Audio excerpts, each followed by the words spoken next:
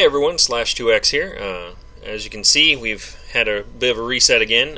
They're doing the final push before the game releases. We're now at 3.9 for our beta, so they kind of held back a little bit, looks like, on some of the releases and did one big release. There are some significant changes. In particular, from what I've noticed so far, one of the major things is graphics. The game looks a significant amount different. It's better in a lot of ways. I'm not seeing anything negative yet. They've actually added a lot to it, especially with the outfitting and things like that. I'll get to that here in just a moment. As you can see, I reset back. I'm stuck on a Sidewinder. I've got 2,942 credits to my name because I did one mission so far. A little bit of a jar to go back to the Sidewinder. I know I'm going to have to do it one more time as well when they release full game, but it's okay. As you can see, the traffic report, I'm over in Freeport, pretty much your first stop every time you start out again. 850 ships have passed through this area. 850 were Sidewinders, so they definitely reset everybody. Not a single person flying anything better in a Sidewinder yet. So, stepping back a little further, I'm going to go ahead and take a look at a couple of the things that they've changed so far. In this video, that's all I'm really going to do. I'm not going to focus too heavily on any of the other items. I'll cover those in a later video, do some more combat, probably bounty hunt a little bit once I can get out of this piece of crap. Because, let's be honest, the Sidewinder is pretty much good for trying to get from point A to point B, and it doesn't matter if you die. So, let's go and take a quick look at the outfitting. A couple of major changes here. Number one, you can already see the quality of the ship's already improved quite a bit. It's got a lot clearer lines. They put some more color to it. It's not that blank kind of color that they had before. Also, they've changed the way the hard points look.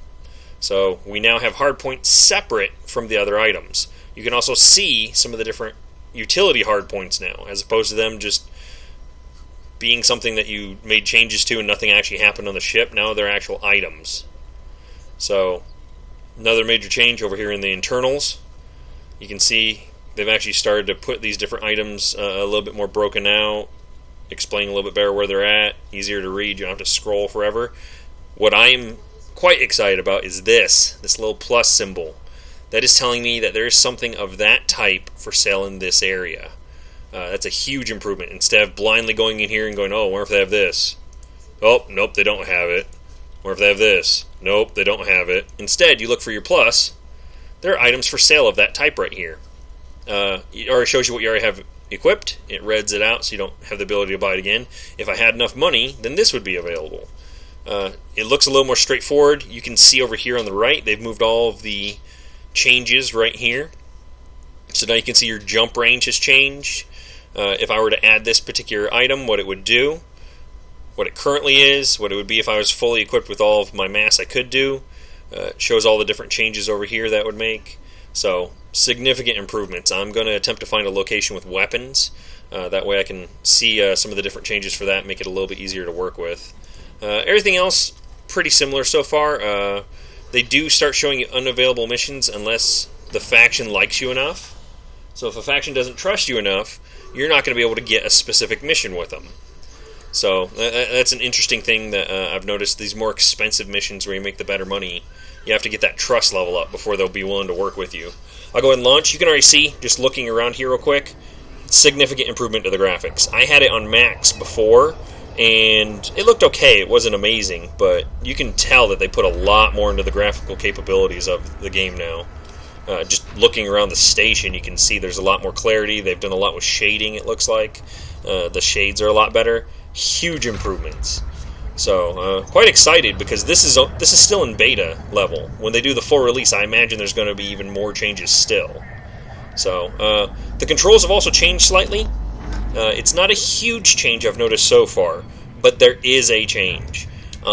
There's a slight Newtonian pull to things now. So instead of getting my quick turns, sometimes you have that little bit of a slide almost, where you don't just quite come immediately out of your turn. You kind of slide a little bit. I'll go a little bit more into that when I go to the next location, which I'm going to try to head back to Erin in.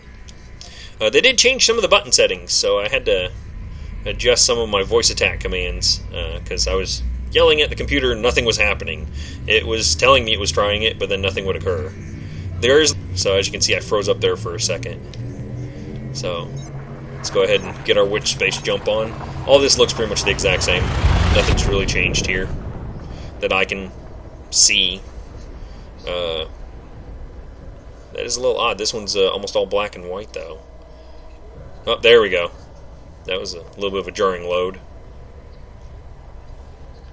So while we're waiting on witch space, I will go ahead and make mention of the elephant in the room. A lot of people have already talked about it and complained about it. The offline mode thing. They've changed it now where you have to be online in order to play the game. You still have a single player mode.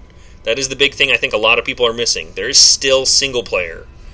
The difference is now, instead of just having single player that you would play without being on the internet, you have to have single player that you would have to connect to the internet for. I understand the reason that they did that. It doesn't necessarily mean that I agree with it. The reason that they did it was so that you would be able to still keep the same market commodities ratios, so that people playing single player would actually affect the market. It also kept people from, farming in single player and then just jumping online and being amazing. You still have the exact same type of challenges that you would in multiplayer. So I can completely understand that, and if you don't want to deal with all the people, it makes sense. But on the flip side, I can understand why people are frustrated by that. Now, they did indicate that the connection speed required for single player online is 10 kilobytes per second. So, a fifth of what standard dial-up is. So, you know what? I'm not going to say that I think it's a great move, but at least they've done that much. So, you don't need much of an internet connection to be online. In my opinion, that's not a bad thing necessarily. So, I'm actually okay with this, to be perfectly honest, because I think that it will allow for a lot more versatility in the game. As you can see, just looking at the scope down here of everyone that's doing everything at the moment, flooded with people. Absolutely flooded. People everywhere trying to hurry up and get back to basic. I'm probably going to do one more mission here, if I can get to disengage. But I'm going to try to get a cargo mission out of here, just to see if they'll like me a little bit more. And if I can, I'm going to hurry up and get out of this area. There's too many people here. This is like hanging out in the starting zone in World of Warcraft. You don't want to do that for too long unless you just, want to watch everybody else pick up all the materials. So, give me 1 second here. I'm still not happy with docking. You still have to go all the way in here in order to find docking. I was hoping they'd changed a button or something. That and we still get the odd flashing. You may have noticed that my screen just flashed a little bit for the heads-up display. So that's still happening. That was something that we had happen in prior versions of beta as well. So you'll notice here when I start to turn in, even if I've come to a full stop, I still have that slight slide. It's nothing major, but it's there. Looks like somebody's already stuck outside of the station. Feedback landing gear. There's 21. Yeah, see? Just that slight slide as I was moving. It's nothing huge, but it's there. It's noticeable. That also could be latency, I'm not sure.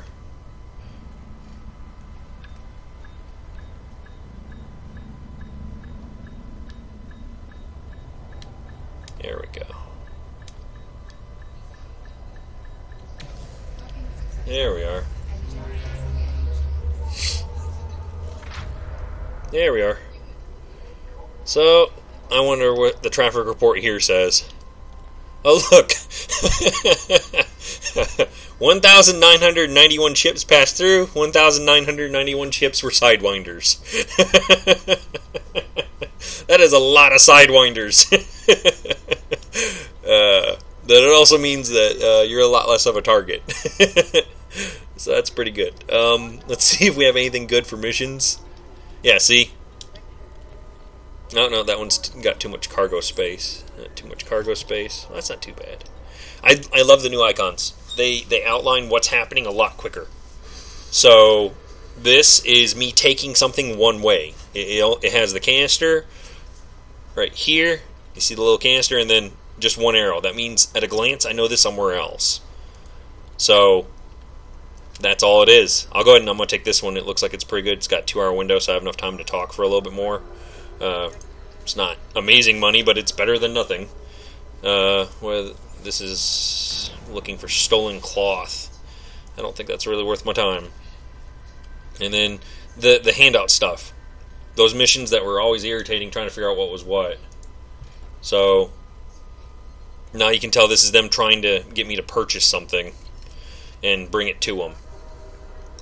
So let's go ahead and take a look at outfitting. I want to see if there's any new items in here. Yeah, added little things like, spinning fans and whatnot, moving steam in here, minor things, but things that all add to the atmosphere, in my opinion. Before, when you slid in here, it was very clean, very almost like static environment. There was nothing really moving around. So it's these little additions that I think make the game a little bit better, in my opinion. So let's take a look here. There we are. Now we're starting to see some additional stuff. I want to see what it looks like if I go to kill warrant scanner. I can't. Yeah, too expensive, unfortunately. But I'm assuming it mounts somewhere down here. I just don't know where. It's not really directly pointing at it. Let's see about the weapons, what they look like. Oh, swap. Oh, very nice. Something else they added. You can move from one to the next. Good. I had some weapons on my Cobra. I was not happy with their mounting because they were fixed. And they were fixed in such a way that I couldn't really aim them properly. So I could have moved them from one side to the next. That's definitely a good addition. I'm so far quite pleased with pretty much everything they've done so far. Let's see what comparison looks like. Here we are. So you can see retracted and deployed as well as your available. So definitely big improvements. They still have not given us a hard number here, though. I don't like looking at this damage and that damage and not knowing what the difference is. For me, I'd much prefer this says 27, this said 30, or vice versa. I mean, in this case, it'd be 27 then 30. But I'd like a hard number. I mean, they have it right here. They give us a hard number there. Why not give it in other places? All the other stuff's still the same. Class, these are Class 1 weapons, the smallest you can get. The rating, how finely tuned it is. All of that's pretty straightforward and still in here. So, definitely happy with a lot of the improvements they've added.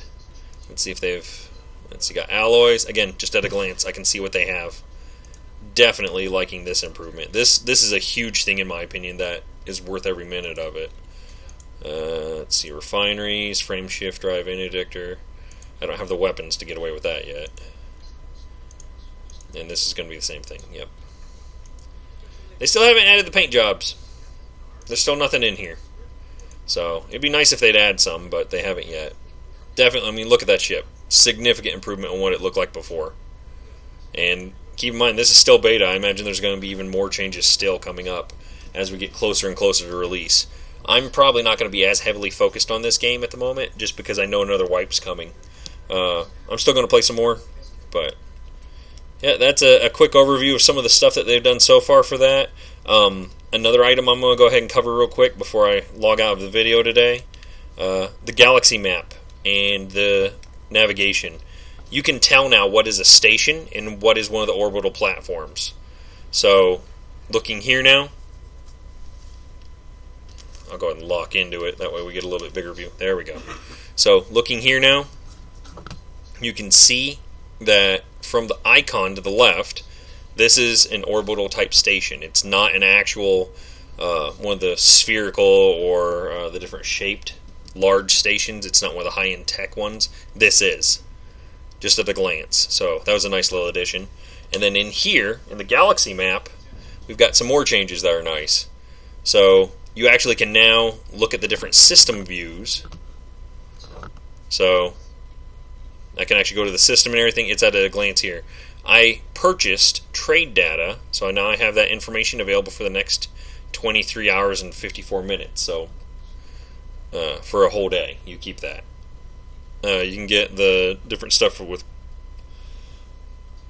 the maps and look at the individual places, get information about them. So let's say I wanted to go over here and look at, let's see, what's a good one to look at?